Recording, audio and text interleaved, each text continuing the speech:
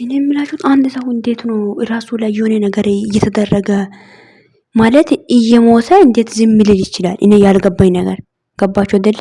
ትንሽ እንኳን ድምጽ ማለት እንዲወጣ ነው ማድረግ። ወይ አሁን ለምሳሌ አንድ ሰው እኔ ቢገለኝ ወይ ሊገለኝ ቢመጣ ኦ ብዬ ጮሃለሁ፣ በቻልኩኝ አቅም ማለት ነው። እኔ የምላችሁ ብሩክና ሄሚ ማለት ነው አሁን ማለት ነው እንዴት ነው እናንተ አሁን ለእናንተ ክፉ የሚያስበውና መልካም የሚያስበው ሰውን ለይታችሁ ማወቅ የማትችሉት? ጠንቅቃችሁ ታውቃላችሁ። አታውቅም አይደላችሁም? ግን ይሄ ትላንትና ጎትታችሁ ያመጣችሁ ልጅ ከዚህ በፊት ሄሚን አፈቅራለሁ የሚል ምንቴ ጋር ቪዲዮ እየሰራ የነበረ ልጅ አይደል እንዴ? አልገባኝም። ይሄ ልጅ ከዚህች እዩ ጋር ተመካክሮስ የሆነ ነገር እየሰራ ከሆነ በምን ታውቃላችሁ? አልገባኝም። ንገሩና እስቲ ይሄ ልጅ በምን ያክል አመናችሁ? ሄሚስ አሁን እኮ ይሄን ልጅ ትንሽ ሊታመኝ ነበር ትላንትና እንኳን አው ልጁ የሱ ነው ብትል ግን አላማንሽም። ሶ ይሄ ልጅስ ግን ብሩክ አንተስ በምን ያክል አማንክ? ከዚህች እዩ ጋር ተመካክሮ እየሰራስ ቢሆን ሄሚን አፈቅራለሁ የሚል ልጅ ጋር ነበረ እኮ ይሄ ልጅ ቪዲዮ እየሰራ የነበረው። ሶ ሌላው ደግሞ ሄሚ አንቺ ሁሌ እኔ ካንቺ አፍ የሚሰማው እንለያይ የሚል ቃል ነው። የምር ነው የምልሽ። አሁን ይሄ ስራ ከተጀመረ ቀን ጀምሮ የምር እንለያይ ነው የምትይው። ለምንድን ነው ግን እንደዚህ አይነት ነገር በአንድ ተስፋ መቁረጥ የምትችው? አዎ ልብሽ ተሰብሯል እናውቃለን። ነገር ግን አንዳንዴ ማሰብ አለብሽ። ነገ ይሄ ልጅ የብሩክ አይደለም ቢባል ነገ ጸጸቱን አትችይም። ትጸጸቻለሽ። በጣም ነው የምትጸጸችው። ገባሽ አይደል? ምን አለበት ያኔ ጎኑ ላይ ቢሆን ማለት ልታስቢ ትችያለሽ። እኔ አሁን እኔ ላይ እንደዚህ ነገር ቢደርስ እኔ እንጃ ሊሆን ይችላል ብዬ አስባለሁ። ገባችሁ አይደል? ትጸጸቻለሽ። ያኔ ጎኑ ላይ መሆን ነበረበት። አሁን እኮ ዛሬ ካላመንሽ፣ ዛሬ ከጎኑ ላይ ካልቆምሽ ብሩክ አሁን ነገ ልጁ የብሩክ አይደለም ቢባል መተሽ ይቅርታ ብትጠይቅ ይቀበልሻል ብሩክ? እኔ አልሰማም። እኔ ማለት ስላችሁ ይሄ ነገር አሁን ለምሳሌ እኔ ቢሆን ራሱ እኔ በቃ አንቺ ተረጂኝ ስለኝ ሳልረዳ ሲቀር ነገ ደግሞ ልጁ የሱ አይደለም ቢባል ምንድነው የሚሰማኝ? ኧረ በስመ አብ! ኧረ ከባድ ነው፣ የምር ከባድ ነው። ሄሚዬ እኔ ላንቺ መናገር የሚፈልገው ነገር ቢኖር አንቺ አሁን ላይ ተረጋግተሽ የምትወስኚ ውሳኔዎች ወስኚ። ገባሽ አይደለ? ይሄንን ልጅም እንዳታምኚ። ብሩክ ልጅቷን አስረግዟት ቢሆን በዚህ ልክ ላይ እግዚአብሔር መጽሐፍ ቅዱስ ምን አልመሰላችሁ? ስሜን በከንቱ አትጥሩ ይላል። ገባችሁ አይደለ? ለእናንተ እግዚአብሔር ስም ቀልድ አይደለም። ገባችሁ አይደለ? እግዚአብሔርን ስም በከንቱ ዝም ብሎ ለሽንትም ለውሃም ለመጠጣት ለመበላትም አይጠራም። ገባችሁ አይደለ? የእግዚአብሔር ስም ክብር አለ። እግዚአብሔርን ብሎ እየማለ ነው ልጁ። እኔ እንጃ ይሄ ነው መናገር የሚፈልገው። ግን አንቺ በዚህ ልክም እያማልሽም አይደለም አቃሎ ኢማኒው አሁን ሄሚዬ ከሱ ጎን ሆኚ አሁን 2 ወር ግማሽ ነው ያለት። ይሄ 2 ወር ግማሽ እስኪላት ድረስ ዝም ብለሽ ጠብቂ ብሩክን። ገባሽ አይደለ? ተሰብረሻል። ነገ አሁን ልጁ የብሩክ ነው ከተባለ ያን የምትወስኚው ውሳኔው ትወስኛለሽ። የማይጸጸትሽ ውሳኔ በእውነት ይሄ እንደዚህ ቢሆን ኖሮ እንደዚህ አልሆነም ነበር የማትዩ ጥሩ ውሳኔ እንድትወስኚ ይሄ እውነቱ እስኪወጣ ድረስ ከብሩክ ጎን ሆኚ። ሄሚዬ ወደ ራስሽ ተመለሺ። እግዚአብሔርን የምር ወደ ራስሽ ተመለሺ። እናውቃለን ያ ነገር ግራ የሚያጋባ ነገር ነው። የብሩክ ንግግር አንዳንዴ ግራ የሚያጋባ ነገር ነው። ነገር ግን አንቺ ነገ የሚያጸጽትሽን እንጃ የምትጸጸትሽ ነገር አታደርጊ። ህይወትሽን ሌላ ህይወት መኖር ብትፈልጊ መንካን የኔ የሚያጸጽትሽ ነገር ቢጆኔ ትላንትና ለምን እንደዚህ ሆንኩ የማትይ ነገር ልትወስኚ ዛሬ ግን ከጎኑ ሆኚ። ገባሽ አይደለ? ከጎኑ ሆኚና ተጋፈጪ። ገባሽ? እቺ ልጅ አሁን እናንተ ላይ አፏን ልትከፍት አትችልም።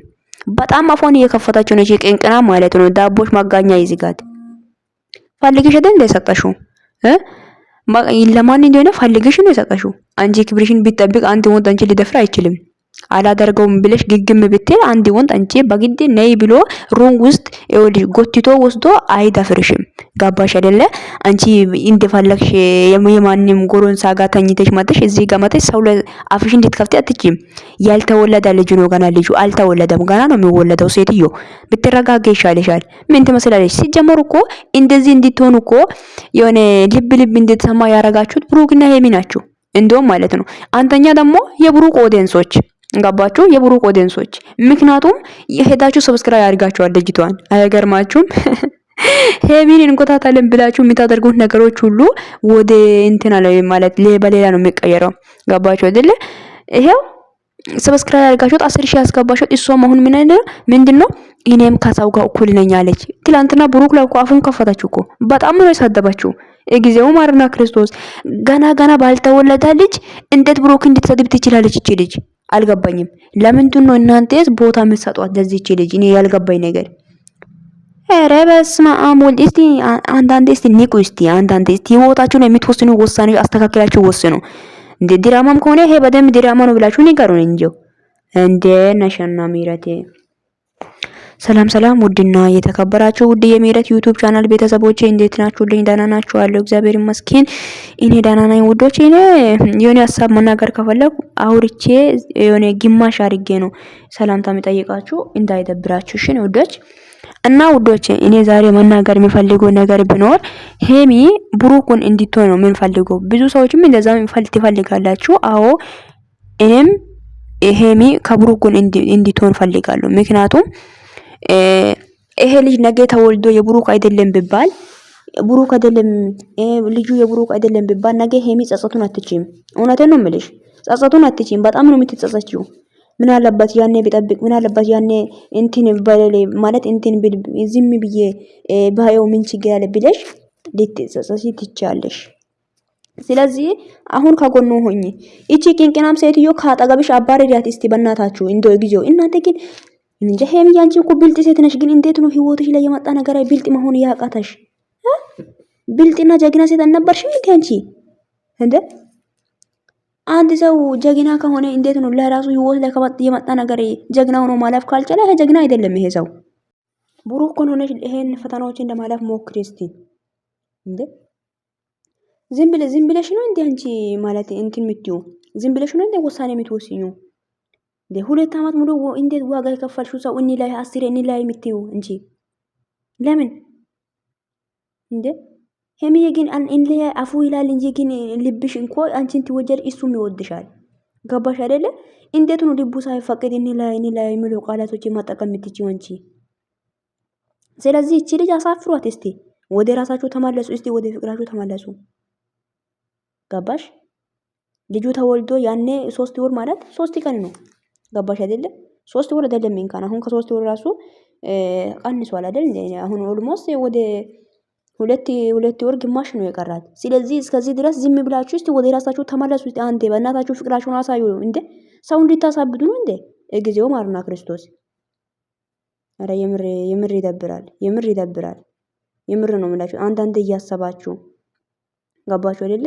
አንዳንዴ እያሰባችሁ ማሰብ ጥሩ ነው። ማሰብ ጥሩ ነው። ወደ ራሳችሁ ተመለሱ እስቲ። ሄሚዬ ወደ ራስሽ ተመለሺ እስቲ። ለጠላትሽ ቦታ ማሰስሽን አቆሚ እስቲ።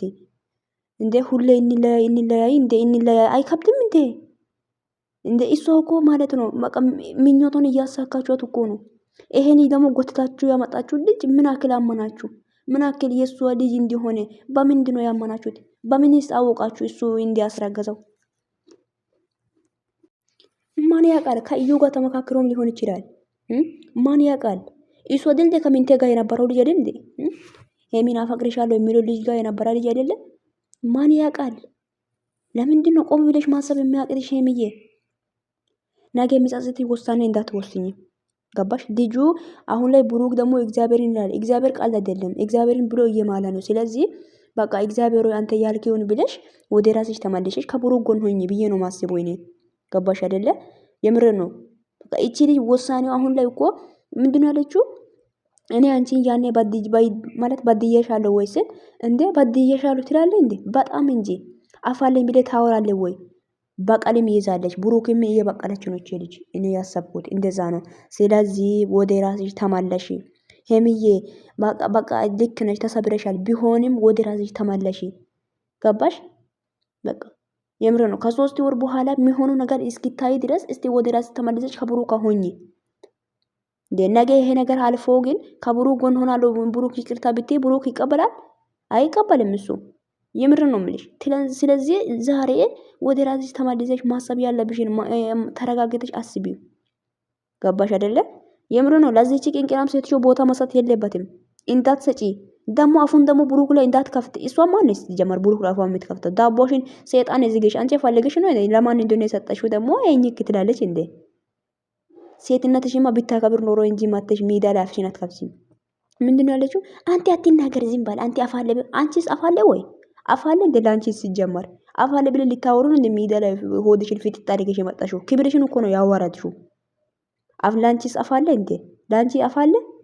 ሴትነትሽን ለወንድ አሳልፈሽ ሰጥተሽ ደግሞ አፋለ። አፍ ላንቺስ ምን አይነት አፍ ነው ያለው ባክሽ? አፋ ማንቺም ኧረ ባክሽ አፍ ትላለች ደግሞ። አፍ ግን ምን ማለት እንደሆነ ታውቂያለሽ? ግን ቅንቅናም ታሽቃብጣለች እንዴ ጋለሞታ። የት እንደሆነ ያረገዝሽበት ቦታ ሄደሽ ውለጂው። ደግሞ ሰውን ታስፈራላሽ። ደግሞ እሷን ሰው ሆና አንቺን ሰው ሆነሽ ሰውን ታስፈራሪያለሽ እንዴ? ኧረ በስመ አብ ወልድን ግራ ነው የገባኝ። አሁንስ እየምር ነው የምላችሁት እና በጣም ነው የሚገርመው። እና ሄሚ ወደ ራስሽ ተመለሺ ነው የሚልሽ። ለጠላት ቦታ አትስጪ። ምን አስባ እንደመጣሽ ማወቅ አትችይም። ስለዚህ ወደ ራስሽ ተመለሺ።